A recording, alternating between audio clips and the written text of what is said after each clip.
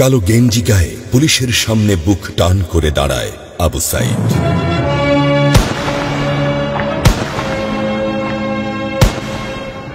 Police তাকে রক্ষা করার বদলে গুলি করে। ঠাস ঠুস কয়েকটা গুলির মধ্যে একটা গুলি লাগে তার কোমরে। খানিকটা ভাঁজ হয়ে যায় শরীর। সম্ভবত সে বুঝতে পারে নাই।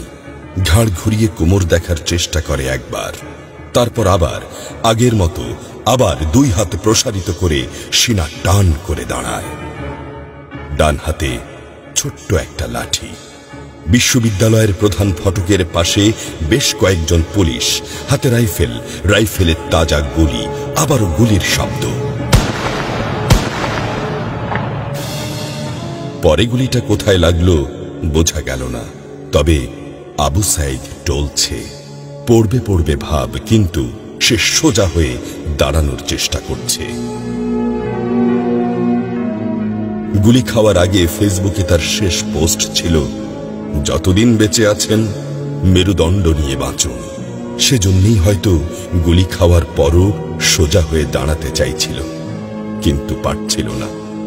আবু সাইদের মেরুদণ্ড সোজা থাকলেও শরীরটা মাটির দিকে ক্রমশ ঝুলে পড়ছিল। সবুজ জামা পরা বন্ধু এগিয়ে আসে, পুলিশের গুলির ভয় ডর পাশে রেখে আবু সাইদকে ধরে। আরো দু একজন আসে, আবু সাইদকে হাসপাতালে নিতে হবে। আবু সাইদ হাঁটতে পারছে না, শরীর ছেড়ে দিচ্ছে। 4-5 জন হাত পা ধরে শূন্যে তোলে।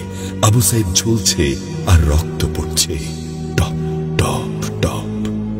যে আবু সাইদ কিছুক্ষণ আগেও বুক চিতিয়ে দাঁড়িয়ে কোটা সংস্কার আন্দোলনে নেতৃত্ব দিচ্ছিল, সে এখন শূন্যে ঝুলছে, যেভাবে ঝুলছে মেধাবীদের ভাগ্য।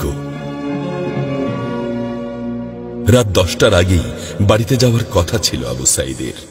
মা অপেক্ষা করছে, বোন অপেক্ষা করছে। তখনও তারা জানে না আবু সাইদের মৃত্যু সার্টিফিকেট লিখছে কর্তব্যরত ডাক্তার।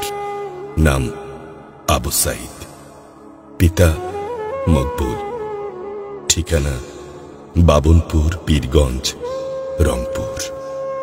বয়স 25। মৃত্যু কারণ আগমনের সময় মৃত্যু। তারিখ 16/7/24, রাত 8টা 5 minute. Serial number 240434, Rangpur medical college হাসপাতাল। পরিবারের একমাত্র শিক্ষিত ছেলেটা খুন হয়ে গেছে। মা যখন জানল দুনিয়া কি আর ঠিক আছে তার কাছে, বিলাপ করে বলে, আমার ছেলেরে চাকরি না দিবি না দে, গুলি করলো কেন? বোন সুমি আর্তনাদ করে বলে, 3টা গুলি কেন আমারে করলো না? আবু সাইদ ফেসবুকে আরো লিখেছিল, যদি আজ শহীদ হই তবে আমার নিথর দেহটা রাজপথে ফেলে রাখবেন। ছাত্র সমাজ যখন বিজয় মিছিল নিয়ে ঘরে ফিরবে, তখন আমাকেও বিজয়ী ঘোষণা করে দাফন করবেন। একজন পরাজিতের লাশ কখনো তার মা বাবা গ্রহণ করবে না।